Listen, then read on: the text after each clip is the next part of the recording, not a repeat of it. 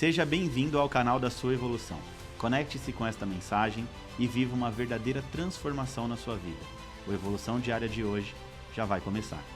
Olá, queridos, bem-vindos à Evolução Diária de hoje, quinta-feira, dia 18 de julho de 2024.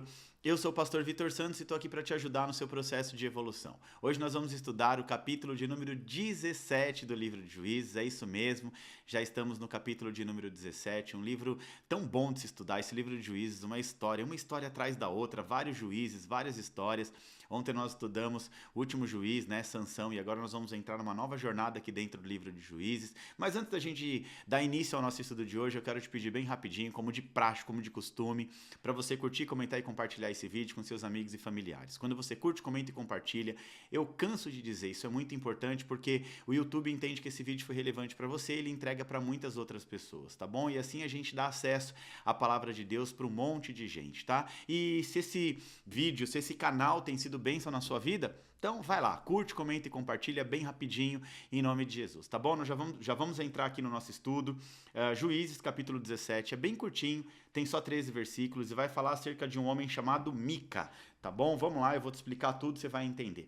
Havia um homem chamado Mica dos montes de Efraim, que disse certa vez à sua mãe: os 13 quilos de prata que foram roubados e pelos quais eu os vi pronunciar uma maldição, na verdade a prata está comigo, foi eu que peguei. Então aqui a gente está vendo um homem que roubou uma certa quantia em prata da sua própria mãe. A mãe pronunciou uma maldição e ele disse: ó, tá comigo, mãe, eu peguei. Disse ele à mãe: o Senhor abençoe, meu filho, que bom que você confessou o seu erro. Quando ele devolveu os 13 quilos de prata à mãe, ela disse: consagro solenemente a minha prata ao Senhor para que o meu filho faça uma imagem esculpida e um ídolo de metal e eu devolvo a você. Olha que loucura isso, gente. Ela consagra, né, a prata ao Senhor para que o filho dela, esse Mica, faça uma imagem esculpida, um ídolo de metal e devolva a você, uma coisa louca, né? Mas ele devolveu a prata à sua mãe, ela separou 2,4 kg e deu a ourives, e ele fez a imagem de ídolo e elas foram postas na casa de Mica. Ora, esse homem Mica possuía um santuário e fez um manto sacerdotal e alguns ídolos da família e pôs um de seus filhos como sacerdote. Olha que loucura, que capítulo doido isso aqui. O cara foi lá, ele já tinha um ídolo na casa dele, ele tinha um santuário de ídolos, ele fez um manto sacerdotal, ele tinha ídolos, né, família, colocou um dos seus filhos como sacerdote. Esse cara aqui, ele criou um templo de adoração, pegou seu filho e colocou como sacerdote. Naquela época não havia rei em Israel, cada um fazia o que parecia certo.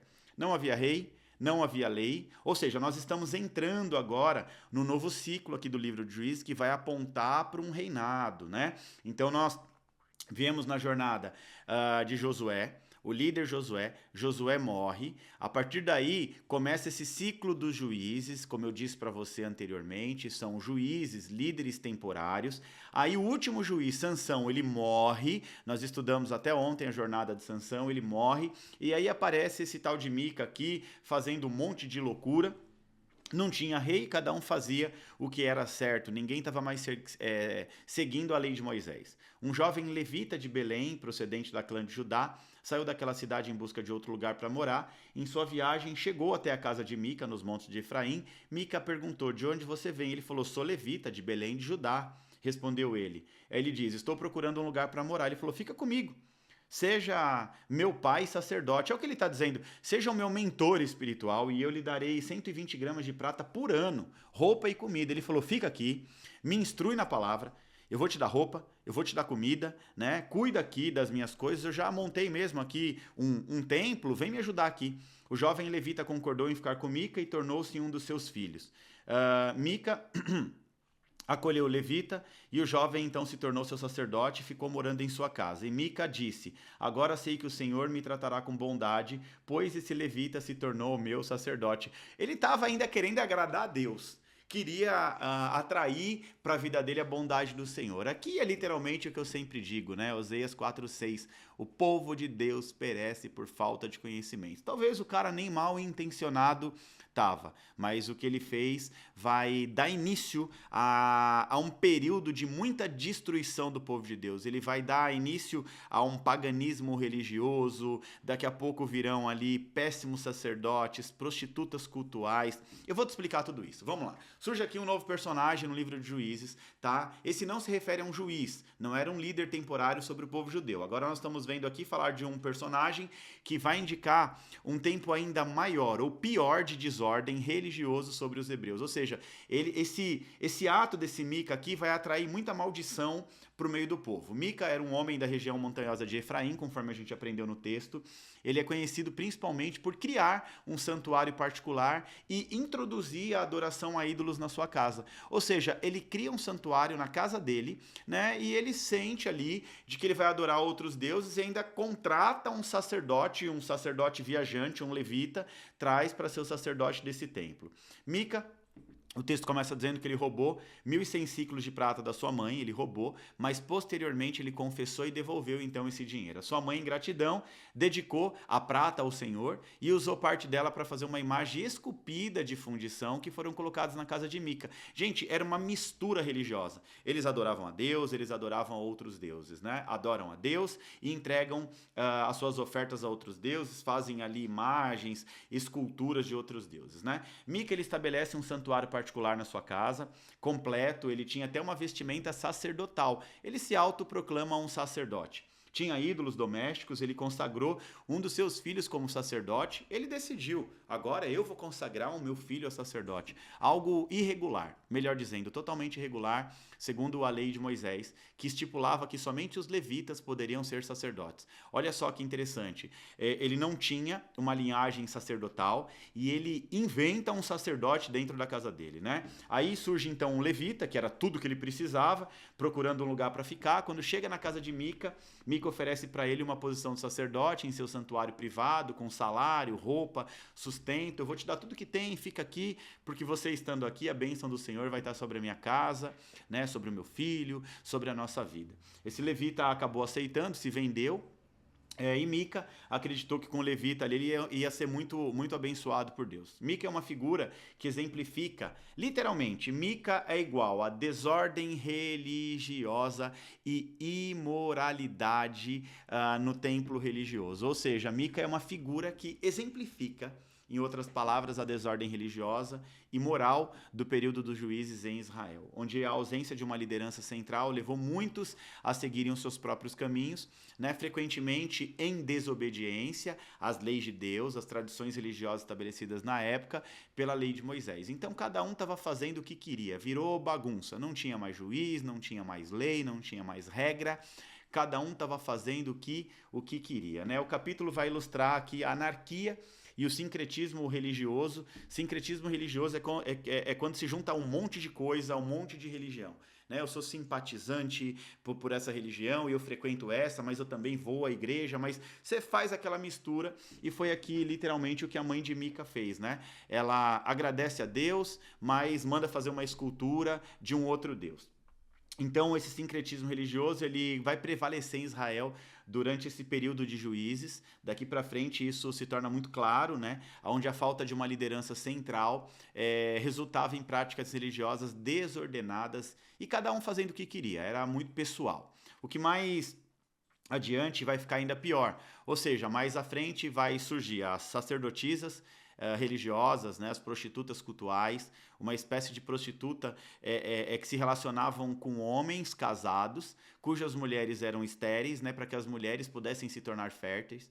Eles davam uma oferta para essa mulher e essa mulher consagrava uma deusa pagã no altar, uma bagunça, uma verdadeira bagunça, né, marcada por práticas religiosas desordenadas, envolvidas em paganismo e muita sujeira, tá? Então aqui esse Mica ele vai dar início a essa prática que ao longo da Bíblia, quando a gente faz a leitura da Bíblia, a gente consegue ver o que foi muito difícil, muitos reis, né, caíram ali nessa desordem, nesse ciclo vicioso. Aí vem um rei bom que levanta, que faz uma limpeza, né, que faz uma purificação no templo, e depois vem o outro e cai na idolatria de novo. Então a gente vê o povo de Deus ao longo do tempo caindo, né, justamente por conta dessa falta de conhecimento, né, por falta da instrução e tudo mais. O verso 6 aqui desse capítulo diz: naquele dia não havia rei em Israel.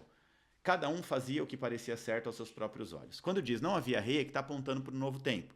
Encerrou o ciclo de juízes, né? Então vamos lá. Voltando um pouquinho atrás na história. Então vem José, governa sobre o Egito, que traz Jacó para o Egito, que se estabelece com os irmãos e com a família, que eles crescem, se multiplicam no Egito.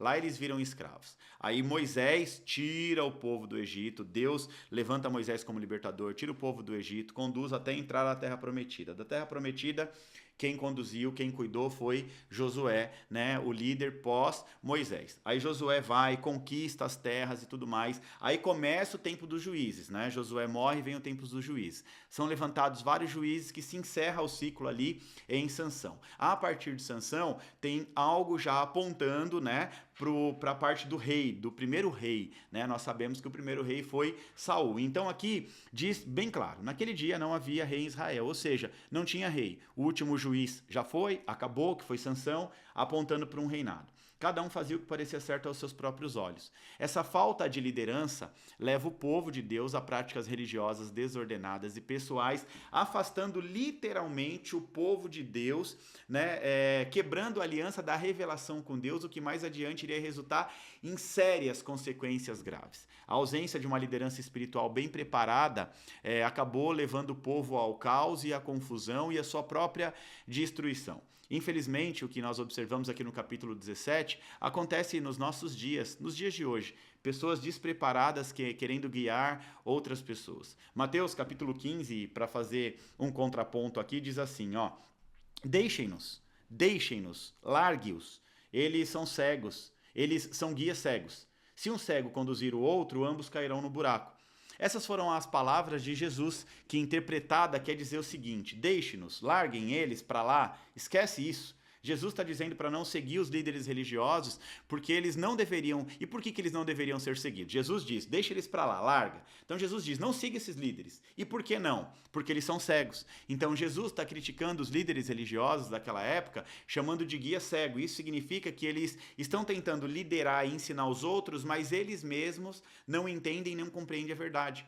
Eles não têm a compreensão da palavra, eles não têm a maturidade, eles não têm o preparo espiritual necessário para estar guiando outras pessoas. E aí o texto continua dizendo, se um cego conduzir outro cego, ambos vão cair num buraco. Isso aqui é uma metáfora que Jesus usa para ilustrar o perigo de seguir líderes que não sabem nem para onde eles estão indo.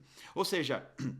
Se alguém que não pode ver, um cego, tenta guiar uma outra pessoa que também não pode ver, ambas vão cair aonde? Num buraco, ambas vão cair em perigo. Então, em resumo aqui, Jesus está advertindo contra os líderes que não têm a verdadeira compreensão da palavra ou a visão espiritual, e ele vai destacar a importância de buscar líderes que realmente compreendem e seguem a verdade. Ok? Talvez você esteja se perguntando aí, mas como eu faço para saber acerca de um líder espiritual que esteja me guiando para a verdade, né? Que realmente tenha compreensão da palavra, que seguem a verdade da palavra? É muito simples, gente, é muito simples, tá bom? A Bíblia diz lá em Mateus capítulo 7, versículo 15 em diante assim, ó: cuidado com os falsos profetas. Eles vêm a vocês vestidos de pele de ovelha, mas por dentro são como lobos devoradores. Vocês os reconhecerão por seus frutos. Pode alguém colher uvas de um espinheiro de figos de ervas daninhas? Semelhantemente, toda árvore boa dá frutos bons, mas a árvore ruim dá frutos ruins. Olha só, isso aqui é muito simples, como eu disse para você. A autenticidade e a bondade de um bom líder é avaliada segundo a Bíblia pelos frutos que esses líderes produzem na vida das pessoas. Ou seja, a transformação que a ministração, que a palavra de Deus por meio desse líder promove na vida da pessoa. Então, é mais ou menos assim, quando você está debaixo de uma cobertura espiritual que te incentiva a crescer, te desenvolve na palavra, faz você se apaixonar pela palavra, quando necessário, puxa a orelha, exorta para que você não desvie nem para a direita nem para a esquerda, um líder que está dando fruto, né? Uma igreja que cresce, se desenvolve, que a todo momento está ali em pleno desenvolvimento, quer dizer que essa árvore está dando fruto. A árvore, para dar fruto, primeiro ela precisa estar plantada, finca as suas raízes, cresce as suas folhas, no seu devido tempo começa a dar fruto. Um líder que dá fruto é isso, é um líder que, além de crescer fisicamente, emocionalmente, espiritualmente, ele vai trazer crescimento físico, emocional e espiritual para a vida de todos aqueles que são guiados por ele. Então, por isso que eu digo que é simples, é muito fácil você entender um líder que dá fruto e que não dá fruto. Muitas vezes, aquele que fala bonitinho, que tem uma palavra que agrada o coração, não gera transformação na vida de ninguém. Fala palavras, né, que preenche o ego, mas não gera literalmente uma verdadeira transformação. Então, aqui nós estamos observando, né?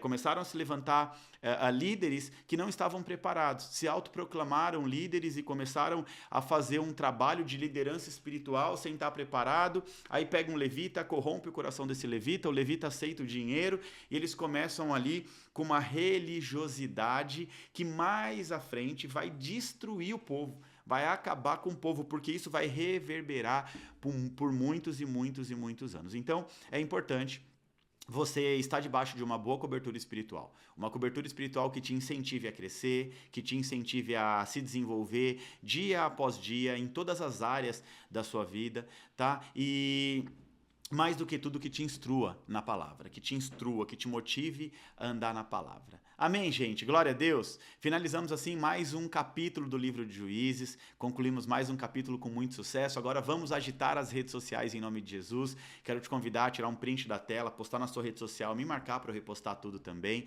tá? Curte, comenta e compartilha, isso é muito importante em nome de Jesus. E eu te espero aqui amanhã para mais um capítulo do livro de Juízes aqui no Evolução Diária. Que Deus te abençoe em nome de Jesus.